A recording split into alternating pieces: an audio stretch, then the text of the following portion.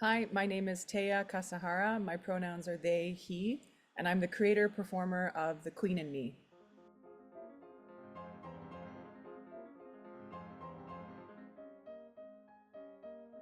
I'm excited for people to hear opera that they've never heard before, and also for the opera goer, I'm excited for them to have their expectations subverted.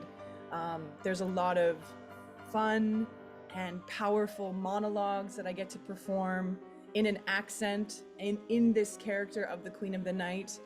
And so that is really exciting for me to be able to take over the stage and give something that many theater goers would love to see. This show, you don't really need to know anything about opera.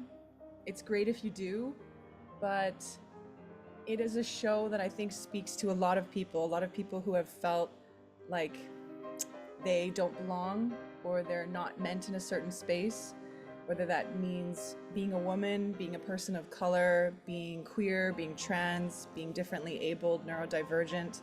You will connect to this show. And I hope you laugh and I hope you are inspired and get to listen to some great music as well.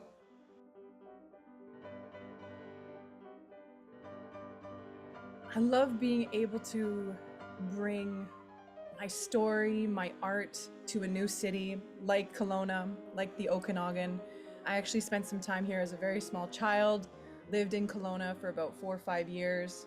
So that's also a very special moment for me to be able to connect to a community that I haven't been a part of in a very long time. I hope that people from the musical communities, but also the queer and trans communities, can resonate with this show as it has uplifted me to be able to create it and perform it. And so I hope that you feel the same as well.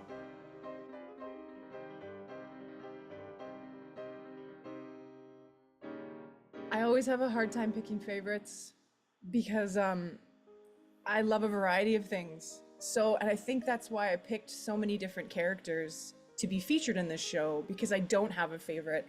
And I feel impacted by all of these character stories. Madame Butterfly, Gilda from Rigoletto, Lady Macbeth from the Macbeth story, Salome from that title opera, Manon Lescaut from that title opera as well. They all have different stories that they're struggling in and that they want to fight back, and you can feel the energy in these characters. And so it's exciting for me to highlight their characters in this specific lens with the other characters in the show as well, because you only would see them as like one individual story and usually a tragic story. So it's such a joy to be able to see them as a group and to embrace their collective power as well.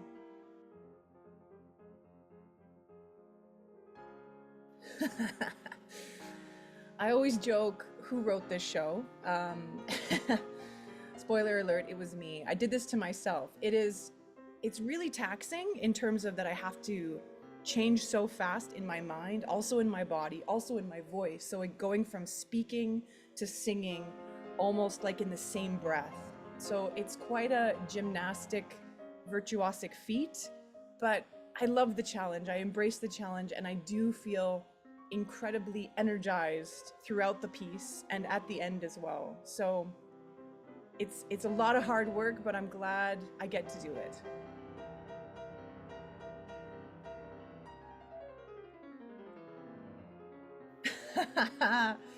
This is definitely something totally out of my comfort zone, but is something that I've always dreamed of doing since I was a teenager.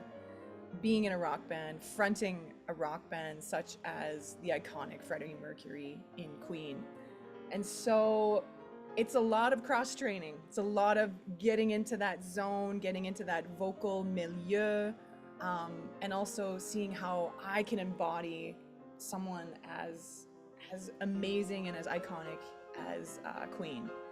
So yeah, singing to a lot of their tracks, singing to some karaoke, just envisioning myself on the stage in that kind of image It's very different, but I'm very excited.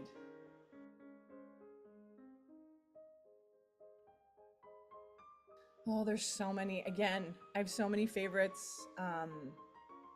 Don't Stop Me Now, Somebody to Love, Bohemian Rhapsody, of course, like one of the most amazing songs. It's probably it's probably Bohemian Rhapsody. I know it's cliche, but there's so much going on in that song and there's so many different moving parts and I think that's what's so exciting like being classically trained, you get such a variety, especially in that one song. And so I'm going to have to say Bohemian Rhapsody.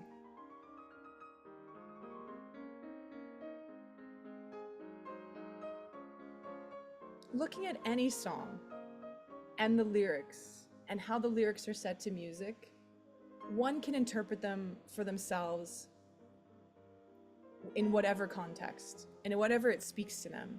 And I feel like opera also has that power. When you take it out of the context of the opera and you look at the words that are being said and how they're being said and then framing them in a certain way, that's what I've done in The Queen and Me. I feel like that's how I've been able to connect more to opera and more to these characters and to their their struggles and their triumphs and their powerful stories. And I feel like that's what's so exciting about rock music and pop music is that you can interpret and feel the story, feel the lyrics in whatever way you want and connect to that. And so that power is really exciting. And so that's where I see the connection between the two shows.